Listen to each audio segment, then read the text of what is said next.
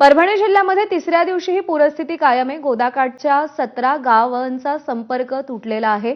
परभणीच्या गंगाखेड तालुक्यातील खळी गावाला पुराचा अजूनही वेढा आहे। गावांमधील परिस्थितीचा आढावा ग्रामस्थांशी संवाद साधलाय पंकज क्षीरसागर यांनी।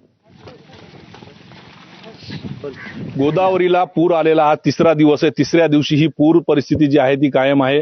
गंगाखेड तालुक्यातील खळी या गावामध्ये मी आहे आणि या गावाला मागच्या 3 दिवसापासून पुराच्या पाण्याने वेढलेले आपण बघू शकतो। हे सर्व गावकरी जे आहेत ते या गावामध्ये अडकलेले आहेत।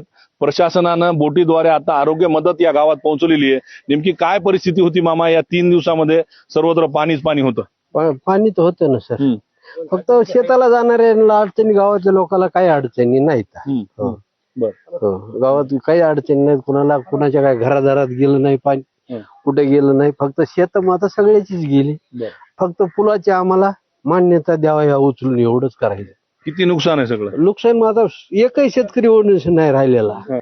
3-4 एकरचे नुकसान आहे शेतीचे। पूर्ण कापूस गेला, काहीच राहिलं नाही। जमिनीचे 5 एकर, त्याच्यामध्ये 4 एकर पाण्याखाली गेली, फक्त एकरवर राहिले। कितीपर्यंत कुठपर्यंत आलं पाणी गोदावरी? सगळं गोदा पूर्ण शेतीतच गेलेले, टाकळीच्या शिवारात पाणी गेलेले। हे तर 4-5 एकर जमीन आहे। काय म्हणले? ह्या वड्यानं टाकळीपर्यंत पाणी गेले ह्या नदीच्या काठच्या। किती नाला किती हेक्टरचं क्षेत्र असेल गावातलं? किती गेलं? गावातला 4-5 हेक्टर असेल कमीत कमी या नाल्याच्या। बरं, सगळं पाण्याखाली, समजा पाण्याखाली गेलं। एक खळीचाच हा प्रश्न नाही तर इथून पुढे 3-4 गावं जे आहेत ते जोडणार। त्यामुळं शेती पिकांचं तर मोठं नुकसान झालंय, मात्र हे पूल जो आहे तो पूल करून देण्याची मागणी गावकरी करत आहेत। Camera person Venkatesh Pankaj Kshirsagar, ABP Majha, खळी।